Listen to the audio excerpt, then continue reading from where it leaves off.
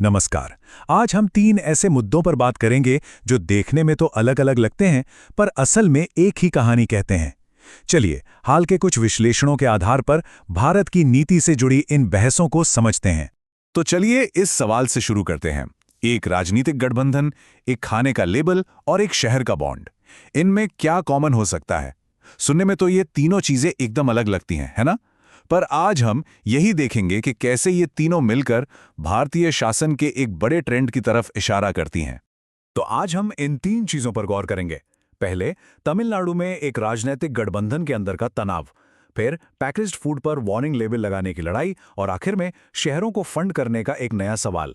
और फिर इन सब को जोड़कर बड़ी तस्वीर देखेंगे। तो चलिए शुरू करते हैं। हमारा पहला मामला राजनीति से जुड़ा है और ये भारत के सबसे मजबूत गठबंधनों में से एक के अंदर चल रहे तनाव के बारे में है। तो बात हो रही है तमिलनाडु की। यहाँ एक बहुत मजबूत गठबंधन है, सेक्युलर प्रोग्रेसिव अलायंस, जिसे एसपीए भी कहते हैं। इसकी अगुवाई डीएमके करती है और इसे बीजेपी के खिलाफ सबसे तगड़े गठबंधनों में से एक माना जाता है।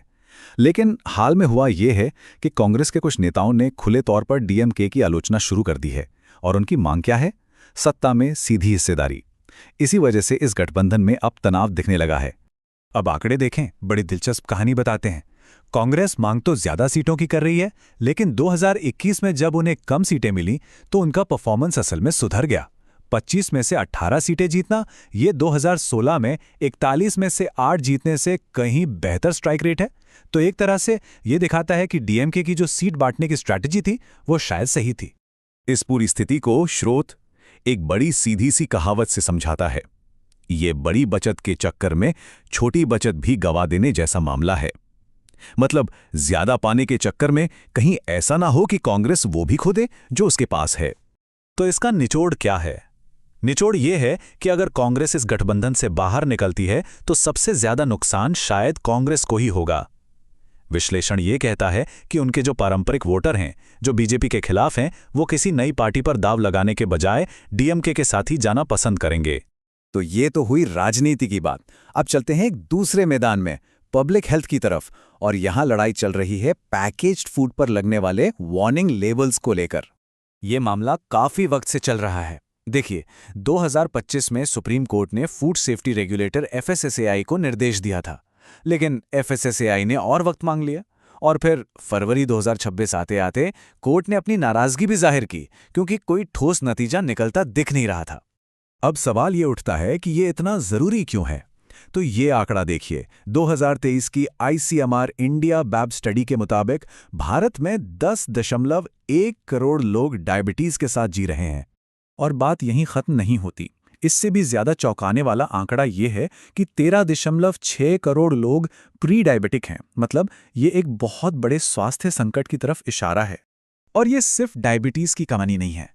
जैसा कि हम देख सकते हैं, हाई ब्लड प्रेशर, पेट का मोटापा, हाई कोलेस्ट्रॉल, ये सब बहुत ज्यादा आम हो चुका है।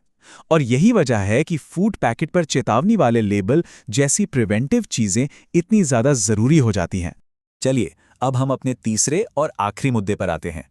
ये जुड़ा है शहरों की फंडिंग से और इसके एक नए मॉडल से। तो एक नया फंड बनाया गया है, अर्बन चैलेंज फंड। अब इसका आइडिया क्या है? इसका मूल आइडिया ये है कि सरकारी मदद को बाजार के परफॉर्मेंस से जोड़ा जाए। मतलब शहरों का इंफ्रास्ट्रक्चर ऐसा हो जो मार्केट लिंक्ड हो और आउटकम ओरिएंटेड हो। अब ये फंड काम कैसे करता है, ये भी बड़ा दिलचस्प है। इसके तहत किसी भी प्रोजेक्ट के लिए केंद्र सरकार सिर्फ 25% ग्रांट देगी। 50% से भी ज्यादा पैसा बाजार से उधार लेना होगा, बॉन्ड के जरिए या लोन के जरिए। और बाकी का पैसा शहर की लोकल बॉडी या राज्य सरकार को लगाना होगा। तो फिर इसमें दिक्कत क्या है? इस मॉडल की सबसे बड़ी आलोचना ये है कि हमारे कई शहरी स्थानीय निकाय, मतलब जो नगर पालिकाएं हैं, उनके पास बाजार से भरोसेमंद तरीके से उधार लेने के लिए जो प्रशासनिक और अकाउंटिंग की काबिलियत होनी चाहिए, वो है ही नहीं।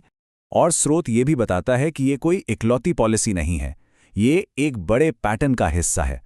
जैसे सीएसआईआर जैसी वैज्ञानिक संस्था को प्राइवेट फाइनेंस जुटाने को कहा गया, हायर एजुकेशन को इंफ्रास्ट्रक्चर लोन लेने पड़े, और तो और नेशनल हेल्थ मिशन ने अस्पतालों से कहा कि पहले आप खर्च करो, बाद में हम पैसा देंगे। तो हर जगह एक ही ट्रेंड दिख रहा है। और यहीं पर सबसे बड़ा खतरा सामने आता है। डर ये है कि पानी और सफाई जैसी जो बुनियादी शहरी सेवाएं हैं वो बैंकबिलिटी के अधीन हो जाएंगी। मतलब वो तभी मिलेंगी जब उनसे मुनाफा कमाया जा सकेगा। तो हमने 3 अलग-अलग किस्से देखे, राजनीति का, सेहत का और शहरों का। अब इन सब धागों को जोड़कर देखते हैं कि बड़ी तस्वीर क्या बनती है। इन तीनों मामलों में एक चीज कॉमन है, एक केंद्रीय तनाव। एक तरफ है जनता की भलाई और दूसरी तरफ है राजनीतिक महत्वाकांक्षा, इंडस्ट्री का असर या फिर बाजार की ताकतों का दबाव। और ये हमें एक आखिरी और सबसे बड़े सवाल पे लाके छोड़ देता है। जब जनता की भलाई और निजी हितों में टकराव होता है तो आखिर में फैसला किसके हक में होता है? परिणाम कौन तय करता है?